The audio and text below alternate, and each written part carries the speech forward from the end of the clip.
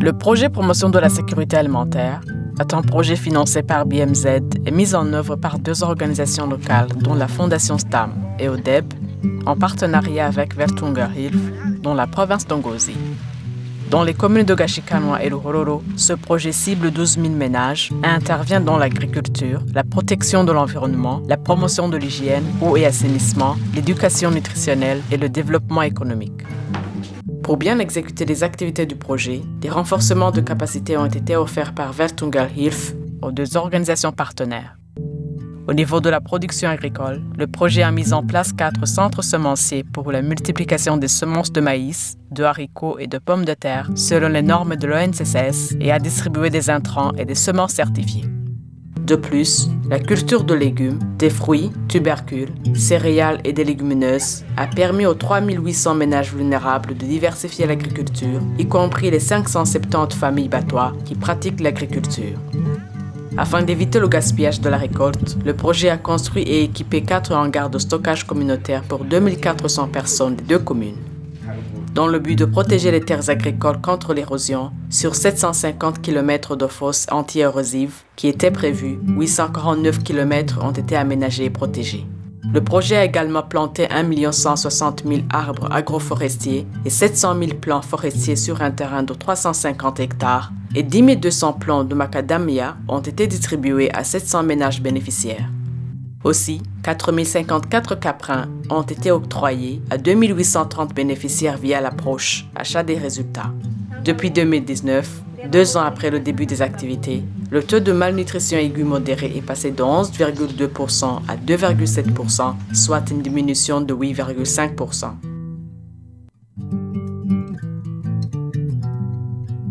Twe twarima nk'abenegihugu icyo gihe twaja mu isoko nyine tukava kugura n'ibitarobanuye mu bisanzwe twagiye kubimenya neza ari uko batwigisha duhuguye turimye bacatanya kuduha amase y'ikirundi n'imbuto z'ibiharage baca baraduha n'ibirayi n'imiti yo gupompa vya biterwa bakayiduha baca barampa n'inka 3 batujyana no mu Kirundo se kwa bagwiza mbuto twashobora gufata ibiraya ukabitera kuri santimetero 80 hagati y'umurongo n'uyundi na santimetero 40 hagati y'bango n'irindi. Bamunenye sese nabo nyene kaza kuraba imirima ibyo twateranye nyene ko bimeze twashobora kurima nk'hegitari 2 kwezo hegitari 2 turose nk'itoni 4 numva ko waruhombo cyane ibirayi bunyene tuko turasarura nabiteye ku itari 2 ariko ndiko ndimbura itoni 30 byukuri umugambi waje neza uratwigisha nubwo udusohoye bamaze kutugira abantu ubu twente twimenya haba ku bakozi ku mbuto ku myavu yose ubu twe tubyifitiye mu minwe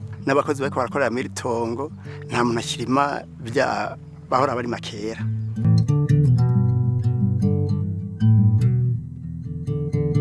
Ubwa mbere bampaye ibiro 50 by'ibirayi ibyo biro 50 ndabirima ncandabironkamwo ibiro 300 nta numutwa muri twebwe muri aba bose mwumva yoba yari bwigera aronka n'ibihumbi 200 aha twabaye buhakote kuva ngaha gushika hari yepfo ni hegitari 4 ririya turimiramwo hari haruguru ni hegitari 2 ari ryo twaguze hari haruguru tumaze kuza ngaha tukaronka kavu tukaronka ivyo dusaruye ngaha tukaje ibindi tukagirane agasabone twarakaronka abana bafungura jewe ubwi wanje narigura itongo ndumukenyezi hamara twege umugambi twarawugiye ko turimba imikobeko ibitungwa twabitoye bwa mbere na mbere kugira dushobore kuronka umwavu kigira kabiri kugira gishobore kuvyara hamaze turonke amafaranga.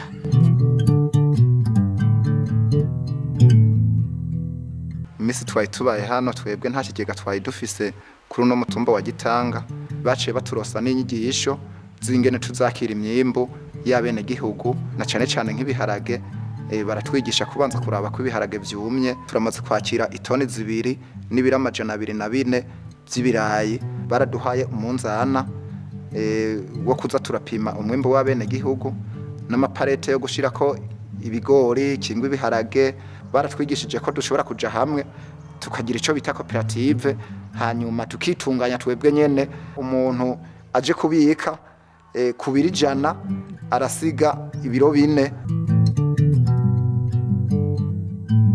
Afin d'améliorer la sécurité nutritionnelle et sanitaire des femmes enceintes et allaitantes, des filles en âge de procréer et celles des enfants de moins de 5 ans, Le projet a formé 110 mamans lumière et a sensibilisé 38 238 femmes sur l'importance d'une alimentation équilibrée et saine, basée sur les produits locaux. Aussi, 577 enfants ont été pris en charge dans 13 foyers d'apprentissage et de réhabilitation nutritionnelle, FARN.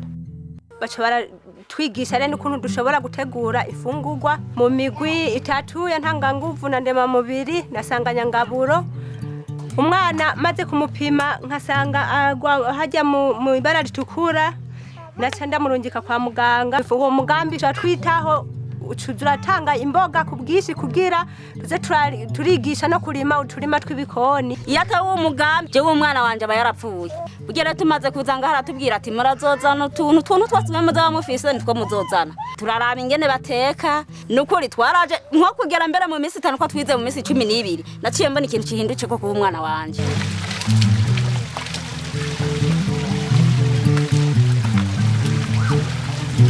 Isuku ntiryari ryitunganije niwe ntiworonza ibintu kandi amazi wumva wayatukura ku yundi mutumba harageze igihe turungika abana kwivura bavuga ati none ivyo bintu ku mutumba bohoro nibiki tutamenye icyo bivako ari ayo mazi mabi. Bure turashima abatwa mu kunya twagenda kunya nkara mu bisaka.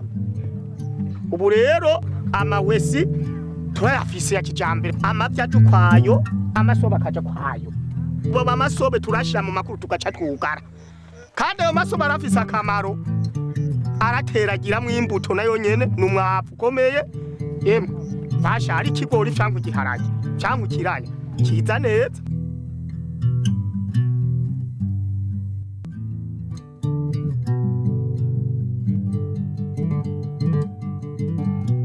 Banguranya amafaranga ibihumbi 10.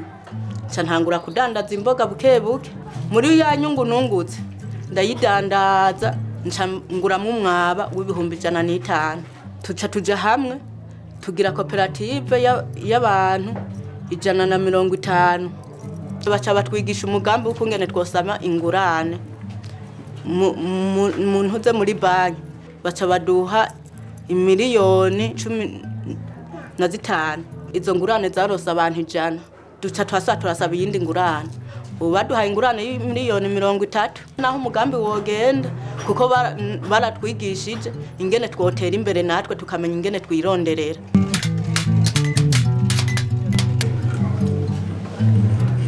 Waje nize kugera mu wa gatandatu cyandaheba mbundishonera impuzu nye nari nkikanje ndayishona cyangwa ikaribaya. Dushimira umugambi watwitayeho kugira turonke ubuzima n'amagara meza. Twebwe abatwakazi kuva ntanguye gushona ndamaze kugura ingurube ndagura n'impene 2 nongera ndagura n'itongo nyene gibihumba 200. Ndiko ndarota ho ndi hose ndota mbona yuko ubunabaye umubozi nyene. Umugambi warakuze ndabona yuko bizotera imbere gusumbya uko twari tubayeho. Ubwa mbere na mbere turafise ibyuma 2 bishinyaruka kuzana amafaranga. Hariho cyo bita portasudi, hari cyo bita mirezi. Imbabura y'inyama tuyigurisha 50, ishoka tuyigurisha 8-10. Le Bureau provincial de l'environnement, de l'agriculture et de l'élevage, ainsi que l'administration des communes bénéficiaires, salue les résultats du projet et plaide pour d'autres communautés. Ils aimeraient que les autres collines soient bénéficiaires et promettent de pérenniser les acquis du projet. Twasaba ko konguriza kuyindi bitumba naho nyene itembere ry'abene igihugu ryakenewe cyane. Muri rusangi intwaro turazirikana yuko ibyo bikorwa tubisigiwe kugira ngo bizogume bisahiriza mu iterambere ntihagire icyo cyononekana n'ukubera ko umugambi urangiye. Le projet promotion de la sécurité alimentaire financé par BMZ soutient les ménages vulnérables de la province d'Ongozi dans les domaines clés de la vie. L'atteinte des résultats a été due à la bonne collaboration des organisations de mise en œuvre, de l'administration et l'appui technique de Vertungerhilfe. Débuté en 2018, le projet devrait s'étendre jusqu'en janvier 2022.